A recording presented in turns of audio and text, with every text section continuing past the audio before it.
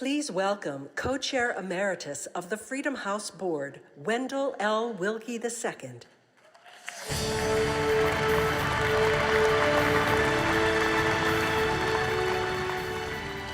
Thank you. It's a privilege to be here with members of the Roosevelt family, descendants not only of FDR, America's greatest president since Abraham Lincoln, but also of Eleanor Roosevelt, America's greatest First Lady ever. May I ask the Roosevelts, as well as Willkie descendants, here please to stand.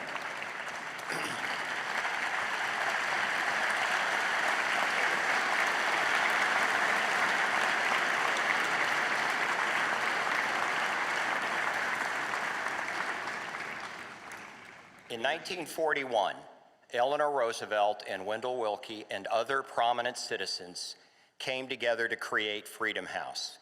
America and our ideals were then deeply threatened by the rising global tide of fascism.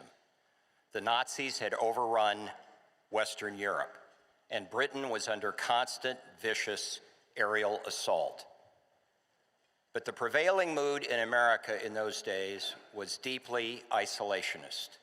There was widespread regret about our participation in World War I. Our economy was still struggling with the traumatic effects of the Great Depression.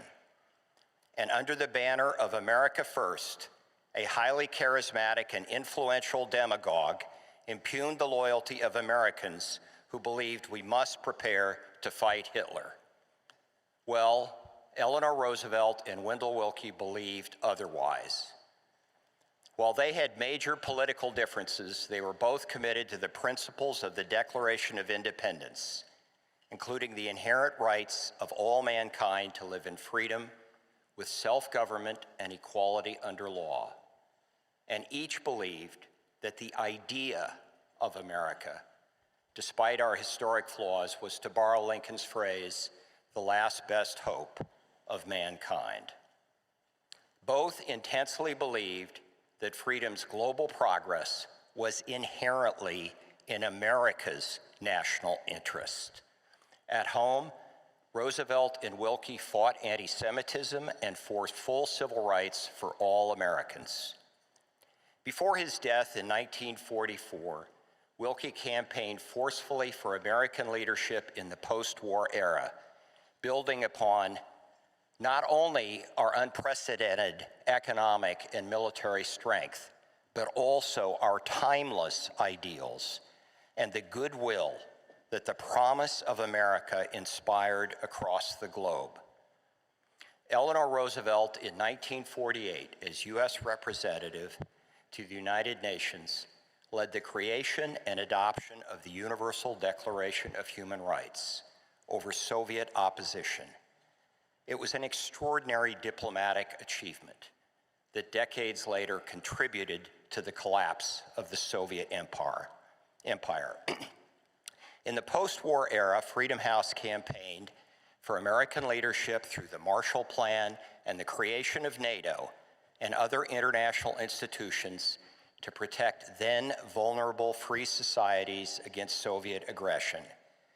Here at home, Freedom House denounced McCarthyism and supported the struggle against racial segregation, campaigning for equality for all Americans.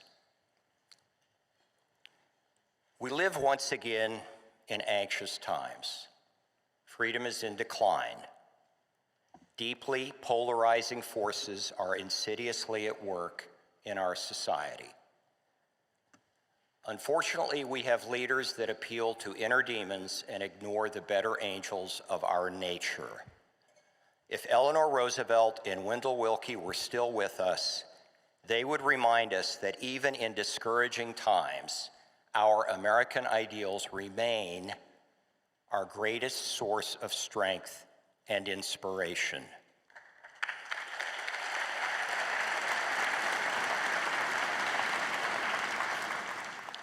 Freedom House is widely recognized as executing brilliantly on those ideals, bringing to light through highly respected and influential reports where freedom is under assault, advocating effective policies like the Magnitsky Act, to advance the cause of freedom and sanction its adversaries, and providing vital assistance, as you just saw, for those serving the cause of freedom in dangerous environments.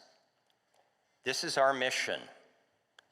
In the booklets at your seats, you'll find a joint letter signed by 21 members of the Roosevelt and Willkie families in support of Freedom House.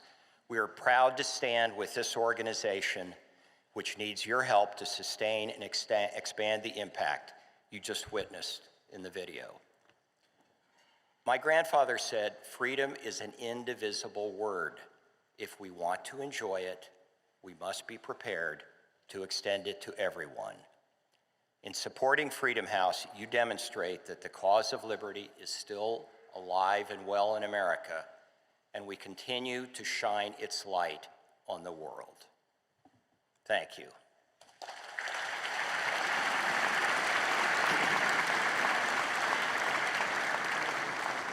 Now, it's my great pleasure to reintroduce Chairman of our board, Norm Wilcox. And Norm, you have been an outstanding chair last year and a half.